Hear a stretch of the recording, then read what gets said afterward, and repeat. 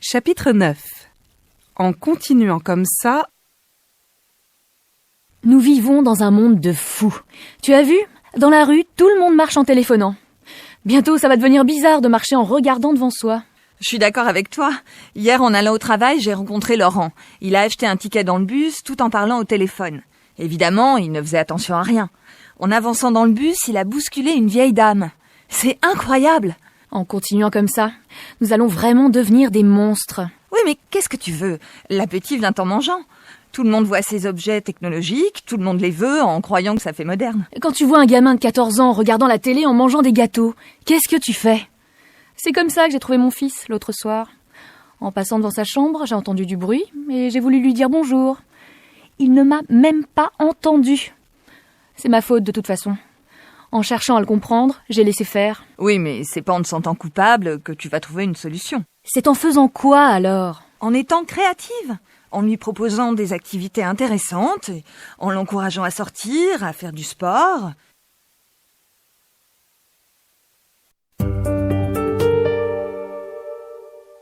En faisant comment ? Qu'est-ce qui t'est arrivé ? Tu t'es cassé la jambe ?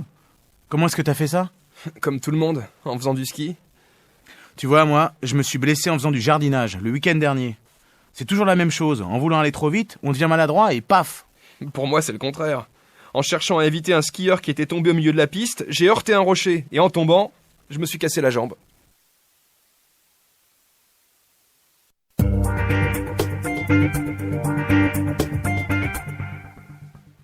Chapitre 10. Un voyage mémorable.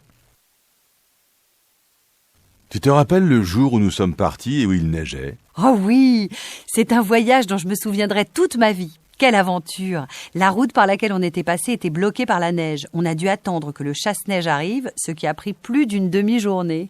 Finalement, on était arrivé à Saint-Martin, un village minuscule dans lequel il n'y avait pas d'hôtel, mais juste un petit bistrot. Oh, un tout petit bistrot dont le patron était très gentil. Oui, il a téléphoné à un couple qu'il connaissait dont la maison était à la sortie du village.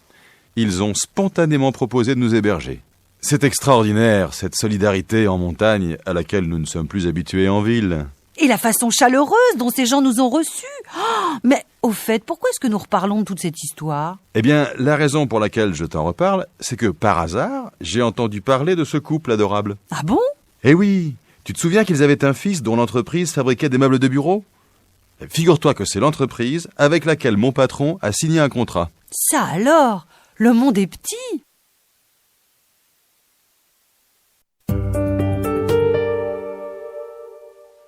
C'est quelqu'un sur qui on peut compter.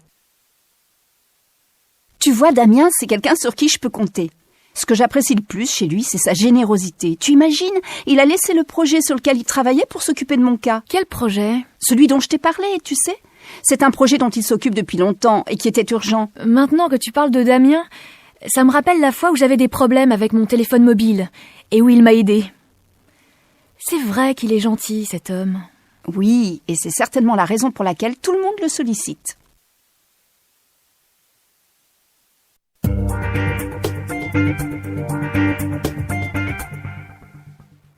Chapitre 11. Ça va être super! Alors finalement, vous partez aux États-Unis ou non ? Oui, ça y est, c'est décidé. Nous partons le 1er mai. Très bien. Vous avez quelques mois pour vous préparer. Où est-ce que vous allez ? On va d'abord à New York. Où est-ce que vous allez loger ? Chez des amis, en fait. Nous resterons une petite semaine. J'espère que nous aurons le temps de tout voir. Il y a tellement de choses. Et après, qu'est-ce que vous allez faire ? D'abord, si nous pouvons, nous louerons une voiture pour aller à Cap Cod. Je crois que Gabriel sera là, donc nous pourrons le voir.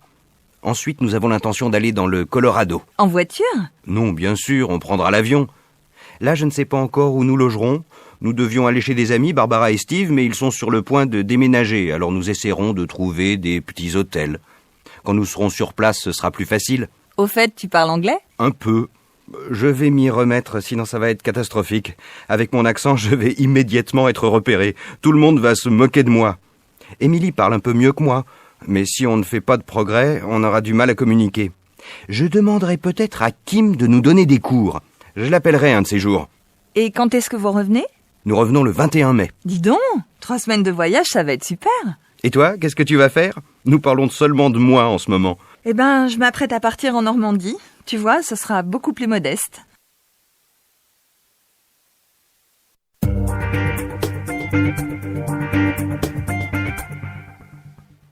Chapitre 12.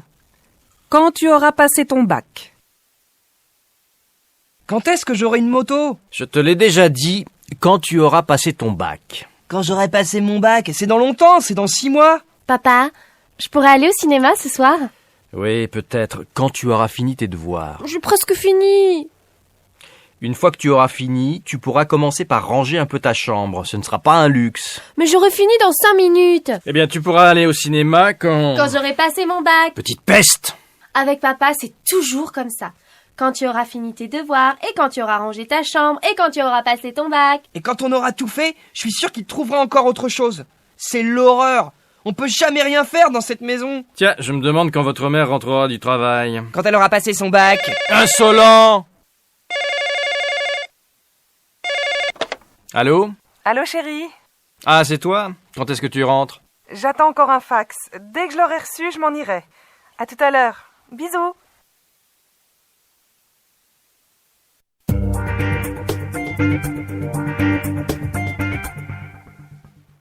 Chapitre 13. C'est dommage d'avoir fait ça. Tu sais que les Vidal ont dû vendre leur maison? C'est vraiment dommage d'avoir acheté une maison et de devoir la vendre si vite. Oui, ils étaient si contents d'habiter là. Je ne sais pas exactement ce qui s'est passé. Je crois qu'après avoir pris un crédit pour 20 ans, M. Vidal a perdu son emploi. Ça, c'est pas drôle d'être au chômage à plus de 50 ans.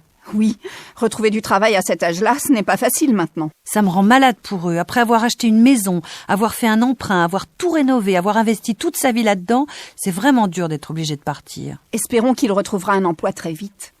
Tu sais qu'une grande surface va s'installer ici? Cela créera certainement des emplois. Il faudrait le dire au Vidal.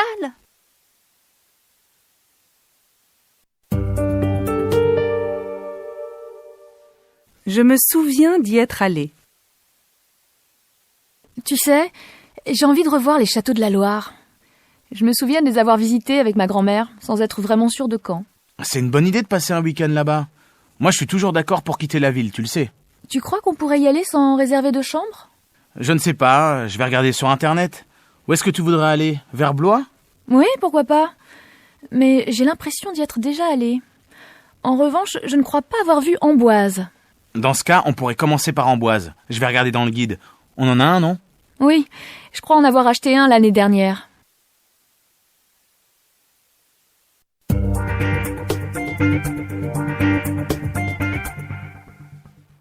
Chapitre 14. Tu dois appuyer sur le bouton. Je n'y comprends rien. Je ne sais pas me servir de ce téléphone. Damien, tu peux m'apprendre à me servir de ce truc? Fais voir. Quoi, c'est juste un téléphone mobile? Oui, je vais t'apprendre. Franchement, c'est facile à utiliser. Tu sais, moi et la technologie, ça fait deux. J'ai toujours peur de me tromper, de faire une bêtise. Je n'ose même pas essayer. C'est ridicule. Qu'est-ce que tu veux faire? Je voudrais téléphoner. J'ai essayé d'allumer, comme ça. Eh oui, c'est bien. Tu dois commencer par composer ton code. Ah oui, c'est vrai. J'ai oublié de le faire. En plus, on doit se souvenir d'un code. Il ne pourrait pas imaginer quelque chose de plus simple. Vraiment, j'ai horreur d'utiliser ces objets. Eh bien, arrête de téléphoner, prends un papier et écris une lettre comme avant. Oh oui, toi, ça suffit, hein. Bon, je comprends. Enfin, je crois. Attends, je vais essayer d'écouter mes messages. Je n'ai pas besoin de refaire le code, hein, non? Non, puisque tu viens de le faire. On ne sait jamais. Tu as tort de tout compliquer.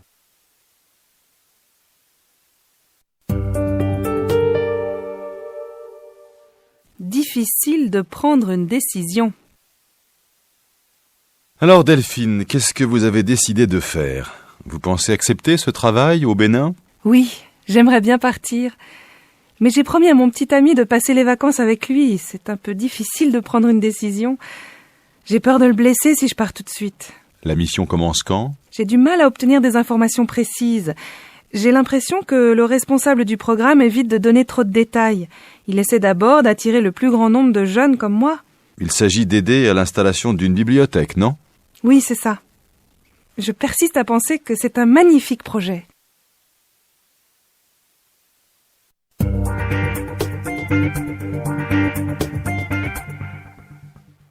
Chapitre 15.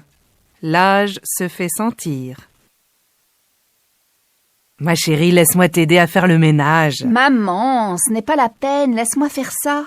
Ces livres, où est-ce qu'ils se mettent? Ils se mettent là, dans la bibliothèque. Ils se rangent par ordre alphabétique? Oui, regarde. Ah, tiens, Candide de Voltaire. Je l'ai fait lire à Félix récemment. Ça se lit comme un roman. Et ces rideaux, ils se nettoient comment? Ils se lavent, je crois. Ils s'enlèvent facilement? Oui, bien sûr. Je les ai fait poser par Quentin. Maman, s'il te plaît, laisse-moi monter sur la chaise pour enlever les anneaux. Ce paquet, il se met où? Maman, attention, ça se casse. Ce sont des verres en cristal. Oh, laisse-moi faire. Oui, je te laisse faire, parce que j'ai peur de tout casser.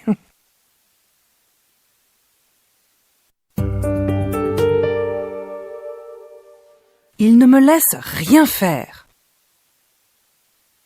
Tu sais, Tati, mes parents ne me laissent jamais rien faire. C'est l'horreur. Tu plaisantes, ma chérie, ils te laissent sortir tout de même. Ouais, ils me laissent aller au cinéma, mais uniquement avec mon frère. Ils te laissent faire ce que tu veux pour tes cheveux, non? Tu t'es fait couper les cheveux, je vois. C'est super. Tu t'es fait faire une coupe vraiment originale. Ouais, je voulais me les faire teindre en bleu, juste pour embêter mes parents. Et puis finalement... Finalement, tu t'es laissé convaincre de garder tes magnifiques cheveux blonds. Je t'assure, Tati, mes parents me rendent folle.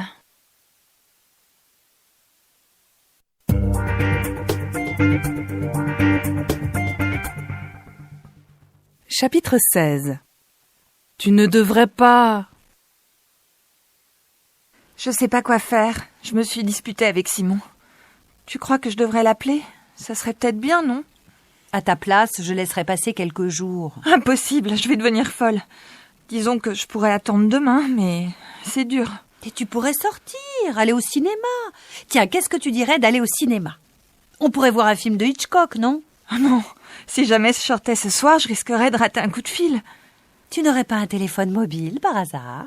Oui, c'est vrai, mais je peux pas le laisser allumé au cinéma. Alors, on pourrait aller dîner quelque part? Non, j'ai pas faim. Je préférerais rester chez moi. Écoute, tu ne devrais pas rester chez toi à ne rien faire. Tu ferais mieux d'accepter quelques invitations, ça te changerait les idées. Ce serait beaucoup mieux pour toi.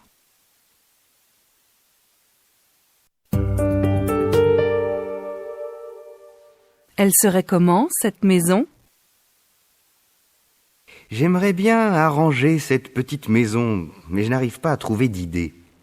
À mon avis, il faudrait tout changer. Vous pourriez casser cette cloison, ici. Cela vous permettrait de faire une grande pièce. Comme ça. Oui, ce serait bien, je crois. Ouais, ça me plairait d'avoir une grande pièce. Et où est-ce que vous mettriez la porte de la cuisine?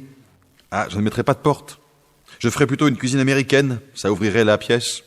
Et il ne faudrait pas changer les fenêtres? J'ai l'impression qu'il y aurait plus de lumière si on ouvrait d'autres fenêtres. Vous avez raison. On pourrait faire 2 grandes fenêtres de ce côté. En fait, ce serait peut-être mieux d'installer des portes-fenêtres qui ouvriraient sur une terrasse. Mais il n'y a pas de terrasse. Ah, bien, il faudra en construire une. Vous auriez une vue magnifique et un très bel espace. Évidemment, cela représenterait un certain budget. Je pourrais aussi revendre cette maison et en chercher une autre.